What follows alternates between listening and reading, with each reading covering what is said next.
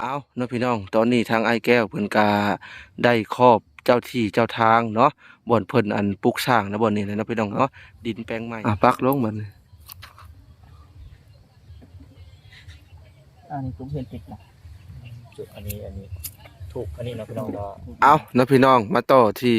กระท่อมของไอ้แก้วอีกตามเคยเนาะพี่น้องเนาะก็คือเพิ่นเริ่มลงมือตั้งแต่บ่ายสองเนาะพี่น้องเนาะบ่ายสองตอนนี้ก็เป็นเวลา5 โมงกว่าๆแล้วเนาะพี่น้องเนาะก็คือได้สำเร็จเนาะเพิ่นเฮ็ดชุดฝีมือเพิ่นเนาะพี่น้องซึ่งมื้ออื่นคิดว่าจะแล้วเนาะพี่น้องคิดว่ามาแล้วคิดว่าจะแล้วประมาณมื้ออื่นถ้าว่าไม้มาครบอหยังประมาณนี้นะตอนนี้ขาดแต่ไม้เนาะไม้เพิ่นก็พอดีเบิดเลยนะพี่น้องป๊าดโตมึงนี่เนาะก็คือไม้พวกเรียนล้ำนี่10 กว่าล้ำเนาะพี่น้องทีแรกคิดสิเฮ็ดแต่โครงหลังคาถ้าเป็นเอาเผื่อถ้าเป็นเพิ่นตัดเผื่อมาจาก30 ลำนี่คักได้นะพี่น้องได้ประมาณนี้ส่วนพาก็บ่พอเนาะส่วนพาก็บ่พอก็สิให้ทั้งเบาล่าเพิ่นซื้อมาเพิ่มนะพี่น้องเนาะคืองบน้ำบ่พรก็เบิดแล้วนะพี่น้องยังเหลือแต่ 2,500 บาทนั่นแหละบ่พรจะเอาไว้ซื้อไฟโซลาร์เซลล์ส่วนนี้เนาะซึ่งคลิปบางอย่างนี่ก็บ่พรก็มอบให้เพิ่นนะพี่น้องมอบให้เพิ่น1 ล้านนะเป็นเงินของอ้ายใหญ่ใจดีเรื่องการซื้อที่ดินแล้วก็ถมดิน10 รถเนาะดินน่ะ20 รถแล้วแม่ตู้เพิ่มสิอีก10 รถคนที่เป็น20 รถนะพี่น้องแล้วก็น้ำบ่พรนี่งบเนาะงบยังเหลือ500,000500,000นี่ก็เป็นงบทางแม่ตู้นะพี่น้องแม่ตู้ทาง USA เนาะแม่ตู้ทาง USA งบ500,000นี่บ่พอเอาไว้ให้ค่าน้ำค่าไฟทางช่างเพิ่นนะพี่น้องเนาะพอเพิ่นมีจักรมีเครื่องมือเฮ็ดตานะพี่น้องโอ้ใหญ่เลยพี่น้องเอ้ยจากพื้นเนาะก็คือจากพื้นประมาณ5-60 เซนไปเลยพี่น้องเอ้ยประมาณ5-60 เซนเนาะก็คือ3 คูณ 3ถือว่าใหญ่นะพี่น้อง3 คูณ 3มีบ่อนไว้เครื่องของแล้วก็เป็นบ่อนนอน4 คนได้เนาะบัดเวลาใช้ไม้ครบสุดมันก็สิแน่นกว่านี้นะพี่น้องอันนี้ยังควายอยู่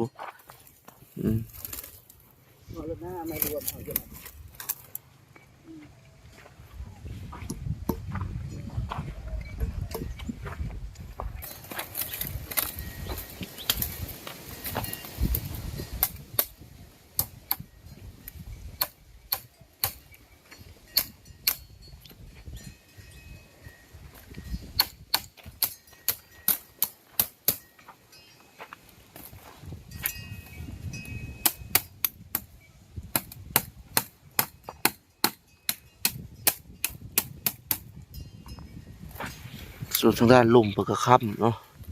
1 2 3 4ตู้ค่ำมายามันกุ้งก็พวกพวกปูนี่ก็ได้แบบมาจากแม่ทางจังหวัดอุดรธานีนะพี่น้องแม่ทางจังหวัดอุดรธานีเพิ่นว่า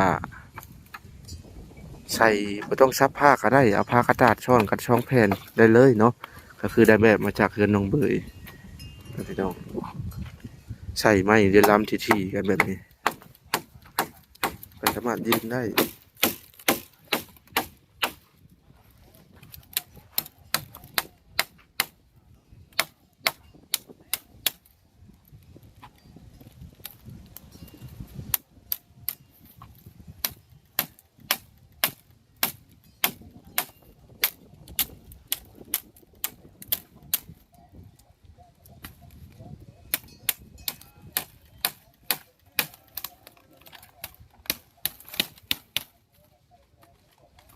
ตาพี่เอ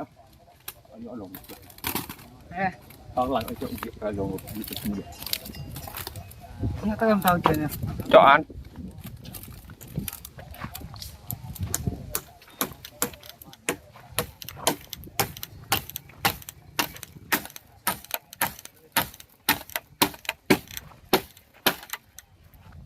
ใหญ่เลยครับพี่น้อง3 คูณ 3ป้าเต้าเติงสิเนาะใหญ่เลยกว้างนะกว้างเนี่ยมันสูงเนาะ กว้างย่อนสูงประมาณ2 เมตรในความสูงนี่ครับพี่น้องจากพื้นขึ้นไปทีแรกว่าพ่อคิดว่าเพิ่นสิเฮ็ดต่ำกว่านี้เนาะก็เลยเพิ่นเฮ็ดตามที่เพิ่นเฮ็ดนะพี่น้องสูง2 เมตรกว่า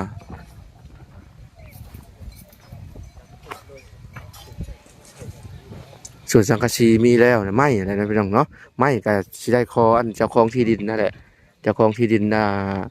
นี่ไม้เพิ่นนี่เนาะอยู่แถวนี้แหละคอเพิ่นไม้เรียลำน่าจะได้สิต้อง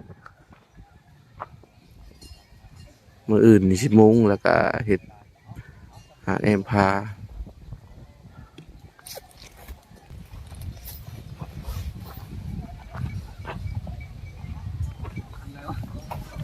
ลองขึ้นก่อนเนาะพี่น้องโอ้ต้อง2 ผ่าเฮียงกันแม่นอะไรเนาะพี่น้อง2 เมตร2 เมตรรีวิตหัวเลยอยู่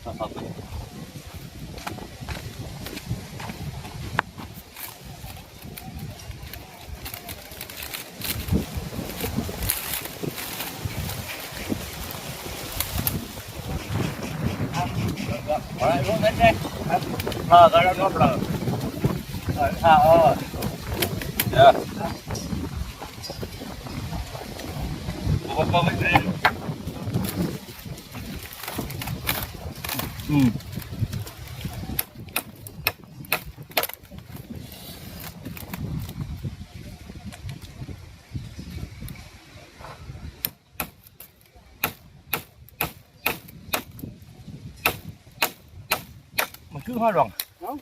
rồi tôi cứ ngay ngang pin từ cái bộ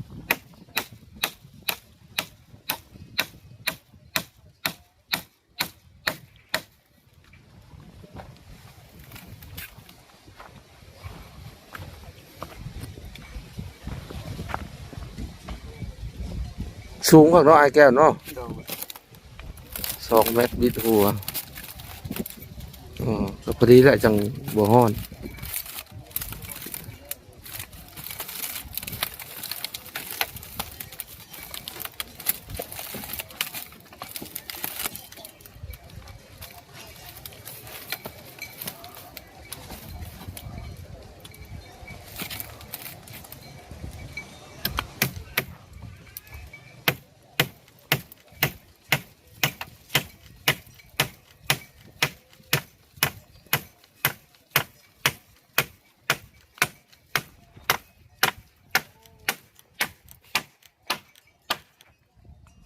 นะครับ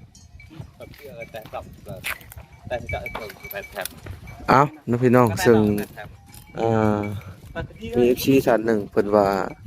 บัดสิตั้งเฮือนตั้งอยู่ไสบ่พรคือเฮ็ดคือบ่สูดไปข้างหลังนะพี่น้องเนาะก็คือทางไอ้แก้วเพิ่นว่าตั้งบนนี้เด้อนะพี่น้องเฮือนเนาะอยู่บนนี้นี่ก็พอดีแบบชิดๆกับนี่เลยเสาสมมุติสิตั้งก็ไปหั่นเนาะ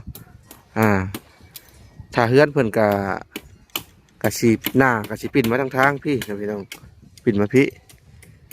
ก็ความกว้างก็ประมาณ4 เมตรเฮือนเพิ่นนะพี่น้องความยาวก็6 5 7นี่ละหรือว่า5 เมตร5 คูณ 8นะพี่น้อง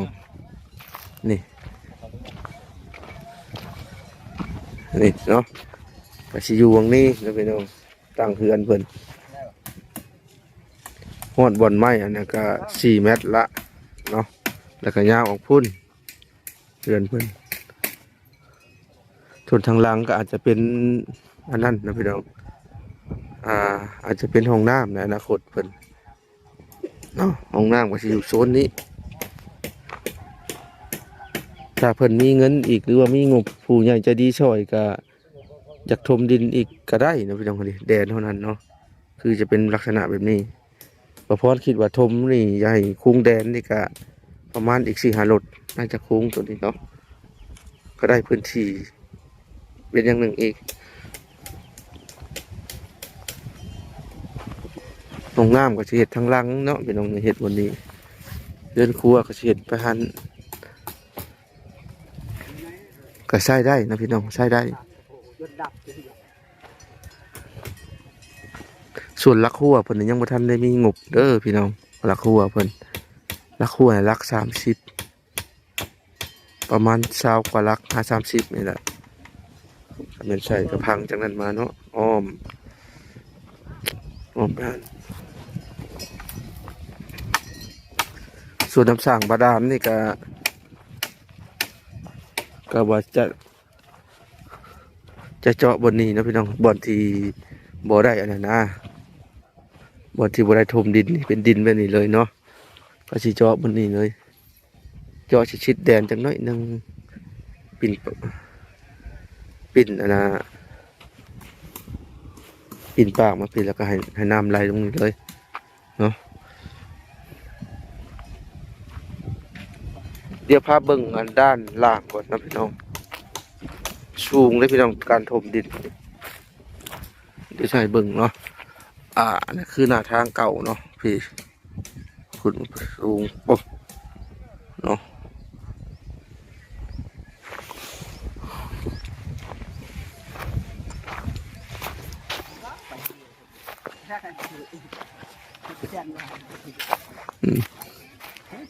ลักษณะดินท่วมหัวนะถ้ามันอยู่จุดนั้นเนาะซาวหลุดกระสิยังด้านนี้นะพี่น้องประมาณ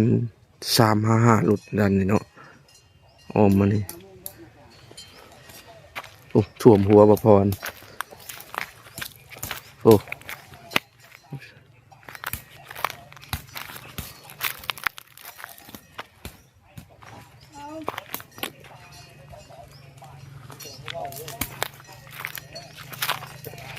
ดีแต่มือนั่นเนาะพี่น้องมือนั่นทีเพิ่นมาบุกเบิกป่านั่นนี่ก็ค่อนข้างจะหกเติบได้พี่น้องเอ้ยนี่เนาะป่าเพิ่นกระเทยออกให้เลยเนาะเทยออกให้จริงๆแดนน้องเบยฮอดตานีสิมันกระเทยฮอดปุ๊บจนเลยแดนอันไอแก้วมา ก็ถือว่าได้อีกแบบแต่เป็นเทยเฉพาะดินน้องเบยก็สิหกอีกป่าของดินของไอแก้วเนาะอันนี้เป็นเทยเผื่อไว้เลยดีอย่างหนึ่งนี่ป่าไม้หกอยู่ดอนนี่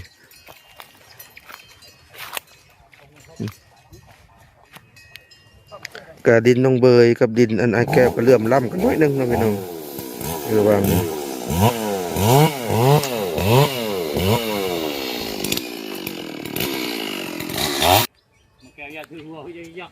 เพราะว่าดินไอแก้วนี่คือแบบมันจะตรงจากหน้าทางมาเลยเนาะถ้าดินน้องอาเบยอยากสโลปมาทางนี้จังน้อยนึงก็เลยแบบว่าเลื่อมล้ำกันในวงนี้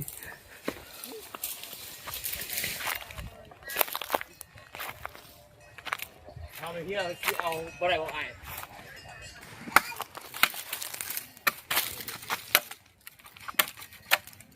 สิเพศยังไงแก้วนี่ เห็ดใหม่นันใส่นะ ไม่เช่นฟ้า โดย แล้วพี่น้องก็เก็บเอาตามนี้น้ำไม่ก็ได้เนาะก็ไม่พอนี่ยากหลายยากเอาจังได้ก็อดทนไปนะพี่น้องจังนี้ได้เลยและที่นี่แหละพาไม่ก็บ่พอนะพี่น้องทีแรกทางบลาเพิ่นก็ว่าจะใช้ไม้พอบ้าน แต่มันนี่คิดไปคิดมาไม่พอบ้านผัดต้องไปหาตัดอีกอหย่างประมาณนี้นะก็เลยจะช้าเสียเวลาอีกก็เลยว่าใส่ผ้าแม่กระดาษระบบพอนะเลยทีนี้รถแก้ผัดบ่มีแบบนี้นะพี่น้องบ่มีรถนี่ยากเนาะมื้อนั้นนะอาศัยรถอันฮุนไดที่เพิ่นมาส่งเครื่องของไอ้แก้วนี่แล้วก็พามันไปซื้อเลยเห็นนะกับบ่ไกลต้องประมาณ300-400 เมตรจากนี้แต่ก็บ่มีรถยากไปมีแหละ Nhà cái tay nó nói nghe.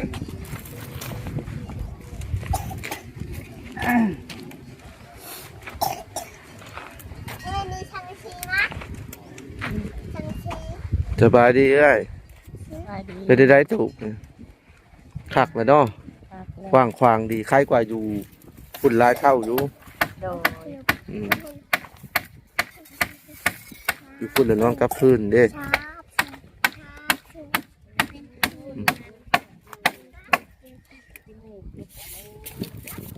ตัวนั้นก็จะมีการปิดคือกันเด้อพี่น้องยันฝนฟ้าเนาะก็จะได้จัดฟ้าใช่ตอนนี้เฮายังขาดนี่แหละขาดเรื่องรถที่ไปซื้อฟ้ากระดาษนั่นแหละ อย่าเฮ็ดเร็ว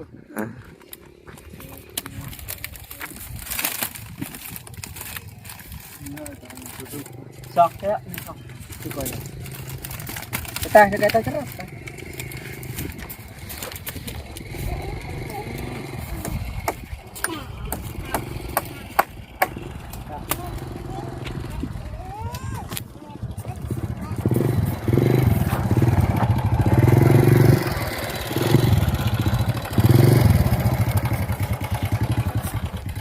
เอาเนาะพี่น้องทางช่างเพิ่นกาเมื่อเลยเนาะเพราะว่า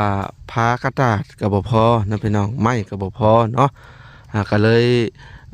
มื้ออื่นเพิ่นมาเฮ็ดใหม่เนาะอีกอย่างมันก็ค่ำแล้วนะมื้ออื่นนี่เพิ่นจะเ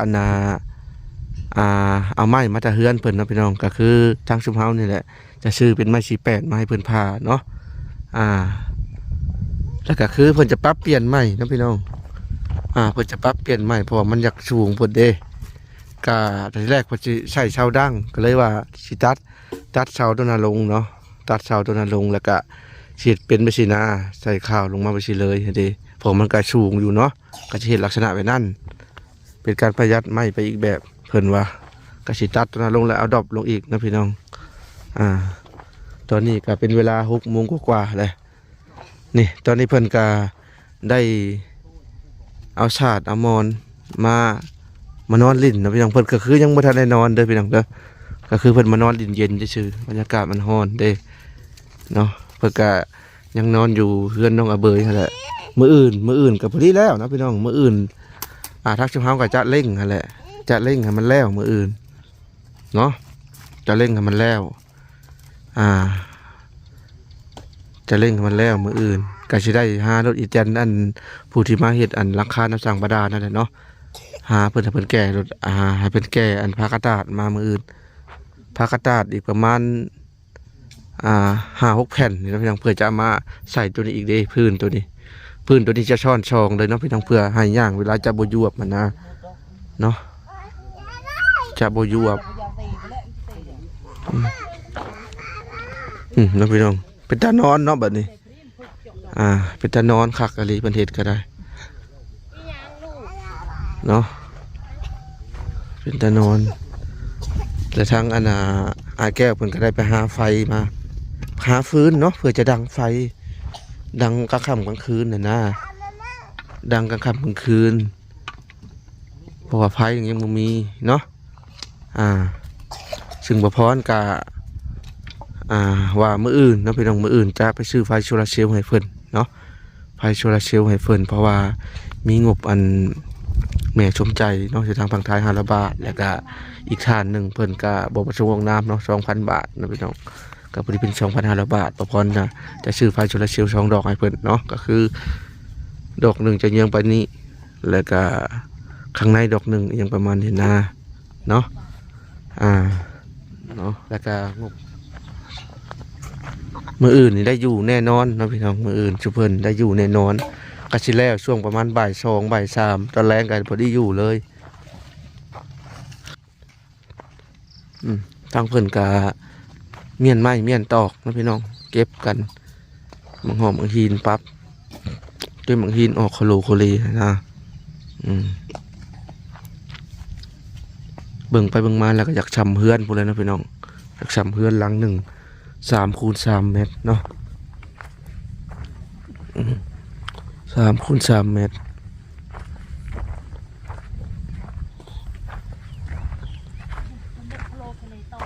เป็นตานอนอะไรเนาะพี่น้องเห็ดและกว้างขวางดี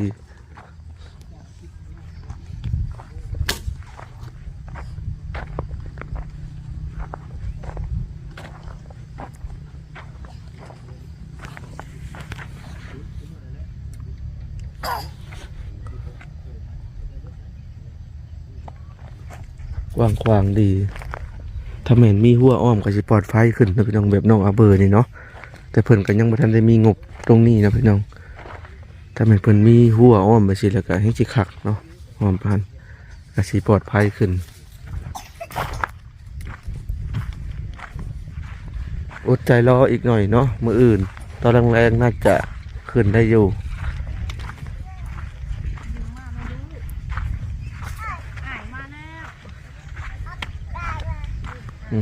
เนาะประมาณนี้นะพี่น้องส่วนน้องอาเบยกันเด้นะพี่น้องน้องอาเบยกะลูกเพิ่นกระติดน้องอาเบยเนาะลูกกกของไอ้แก้วนะไปติดก้นน้องอาเบยไปตลอดเวลาน้องอาเบยไปหันไปนี่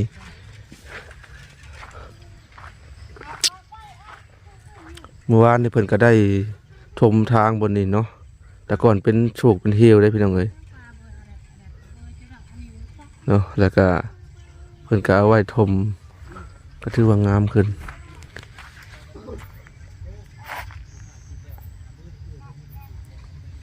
ตรงนั้นก็ทางไปนะพี่น้องฮอดตอนนี้ทางประเทศน้องหันก็ไปนาเขาเจ้าแล้วก็ลงไปหันเนาะเอาแล้วนะพี่น้องสำหรับคลิปนี้บ่พรก็สิได้ขอตัวจบคลิปเพียงเท่านี้ก่อนเนาะก็มีแต่ว่าติดตามต่อไปนะพี่น้องเรื่องราวเคสของไอ้แก้วว่าจะเป็นจังใดเนาะกระท่อมเพิ่นจะไปในรูปแบบใดเนาะเอาละนะพี่น้องไปก่อนเด้อสบายดีและสวัสดีเอาไว้ดังไพ่บ่อ้ายโดยดังหนึ่งเข้านี่บ่บ่หรือว่าดังไว้กลางค่ำกลางคืนโดยโอ้สลายเพิ่นก็คล้ายๆแบบ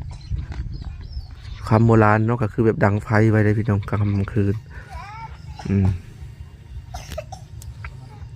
เจ้าสีดังไว้เลยบ่หรือว่าดังแบบใดดังไว้ยามกลางคืนนี่แหละโอ้เอาอดใจรอเด้ออดใจรอมื้ออื่นก็พยายามเร่งให้อยู่นะพี่น้องเพิ่นก็อยากมาอยู่เฮือนเพิ่นแล้วพี่น้องเอ้ยเมื่อคืนนี่เพิ่นก็นอนนั่นนี่นะพี่น้องสำหรับมื้อนี้ก็สินอนนั่นนี่คือเก่านะพี่น้องทางครอบครัวเพิ่นก็ได้กลางเว้นเพิ่นก็ไปอยู่ในต้นบกนั่นปูสาดนั่งลิ้นกินข้าวกินน้ำอยู่หั่นเนาะเฮือนน้องเบยก็นี่แหละ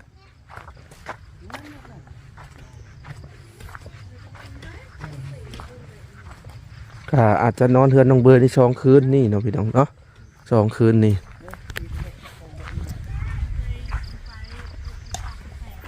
เมื่อคืนนี่เพิ่นนอนในแต่พื้นเลยพี่น้องเอ้ยเพราะเพิ่นนอนอยู่เทิงห้อนเพิ่นว่าเพิ่นก็เลยปูสาดนอนในพื้นเลยนี่เดี๋ยวจะพาไปเบิ่ง